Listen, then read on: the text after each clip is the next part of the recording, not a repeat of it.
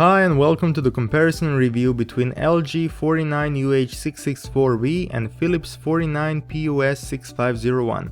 I had a chance to use both TVs for a few weeks in home environment, performing calibration, picture and processor tests, and using their smart TV platforms. I will go through topics such as design, connections, remote control, picture and sound quality, and finally gaming, and in the end of the video say which one is better. Let's start with basic technical details. Both TVs have LCD screens based on IPS technology and direct LED backlight. UHD is becoming mainstream feature, so it does not come as a surprise that native resolution of both of these TVs is 3140 by 2160, exactly 4 times more pixels than on any Full HD TV. Both TVs support HDR but only on software level, which I will explain later in picture quality segment. Finally, both models are smart TVs, have HDMI connectors and built-in Wi-Fi. All that is expected from modern TV is covered here. In terms of design, there are quite big differences between these two models. LG is going with white and silver styling of its thick bezel and crescent-shaped stand. Philips, on the other hand, has selected a silver chromium design with thinner bezel and arc stand design. Even though both TVs look good, in this comparison Philips is a clear winner for me. It looks much more appealing and it's got premium finish applied to it, despite the fact that both TVs have bezel and stand made of plastic. Ambilight is also a great advantage for Philips. The only benefit of the LG's design is that you can place it on more narrow surface because of the stand. Both TVs have HDMI and USB connectors and built-in Wi-Fi. LG has 3 HDMIs and Philips has 4. I prefer how Philips has all 4 HDMI connectors supporting ARC and how 2 of them are facing downwards, putting less strain on the cables. So I am giving advantage to Philips in this segment. Both TVs come with a remote control, LG with its standard model in white and Philips in more advanced version with QWERTY keyboard on the backside. LG is supplying its more expensive models with Magic Remote Control that is more practical for browsing TV's menus, but UH664 doesn't support it at all. So in this segment Philips has the edge since I found this combination of standard remote and keyboard much faster solution for writing text and using apps.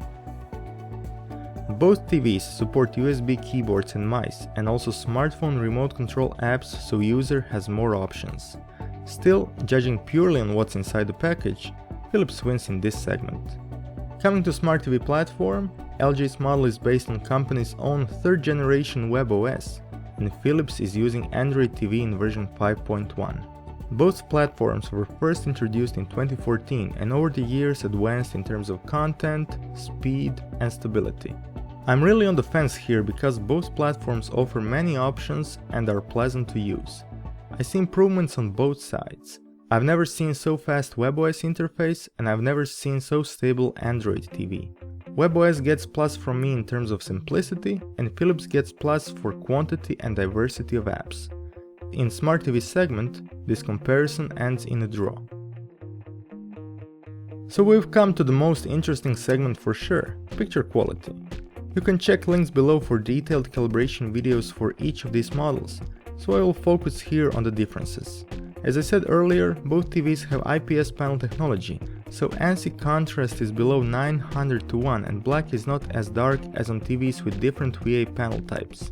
I've measured slightly higher contrast on the Philips model, and because of Ambilight, the black depth perception is better than on LG. Despite all the marketing talk, none of these TVs have a local dimming technique, only basic global dimming. Looking on the other end, both TVs can display peak luminance between 370 and 400 nits, meaning they can fight well against strong ambient light. LG's model turned out to be a bit brighter in my measurements, but only in color inaccurate picture presets. In ISF and Cinema, LG was maxed out below 200 nits, while Philips for similar presets had much higher luminance. So Philips has the advantage in both contrast and luminance, despite both having IPS panel. Coming to HDR, as I said in the introduction, both of these TVs support HDR10, which is available on UHD Blu-ray and selected streaming services. TVs will automatically detect HDR signal and switch to special HDR modes, displaying as bright image as they can. But do not be tricked here, these are not true HDR TVs. They do not have 10-bit panels and cannot reach really high luminance levels which are mandatory for the UHD Premium certificate. So in short, these TVs will save you some manual adjustments by automatically switch to special HDR picture mode, but results will not be any better than on what we had on previous UHD TV generations. Coming to gamut coverage, another important topic when talking about UHD picture, both TVs precisely cover Rec. 709, but for this CIP3 coverage there is a lot to be desired. LG's model covers at best 77% and Philips is just a bit better, covering around 79% of this CIP3. This means that you won't be seeing more saturated and deeper colors while watching UHD Blu-ray on these two TVs. If you want more colors, you will need to spend more on models higher in the lineup. In terms of motion resolution, which is covered in separate videos in more detail, here I will just say that Philips is much better since it has true 120Hz panel, while LG only has 60Hz. This makes Philips better for watching sports, with less blur on moving objects. In terms of picture processing, both are performing well, doing good upscaling and correctly detecting cadence of interlaced signals. LG is better in noise reduction, which could be interesting for users who will watch cassettes or highly compressed digital video. Both units had slightly visible dirty screen effect, which was not distracting during content watching. So to conclude this section, Philips has better image quality overall. In terms of gaming, I measured 22 milliseconds lowest input lag on LG's model and 35 milliseconds on Philips.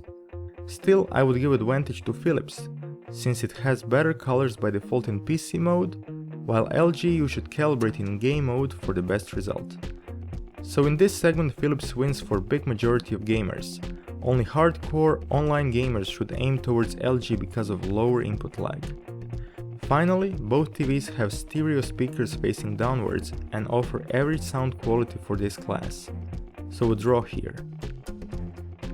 Conclusion: Philips won in design, connections, remote control, picture quality and gaming segments. LG did not win in any segment except in gaming, but for hardcore gamers only. A draw was in Smart TV and sound quality. Philips PUS6501 is the winner of this comparison test against LG UH664V. Since both of these models are available for almost the same price, Philips gets my recommendation. Thanks for watching this comparison review. If you like this format of my reviews, please drop me a note and I will continue on doing it like that. Till next video, bye!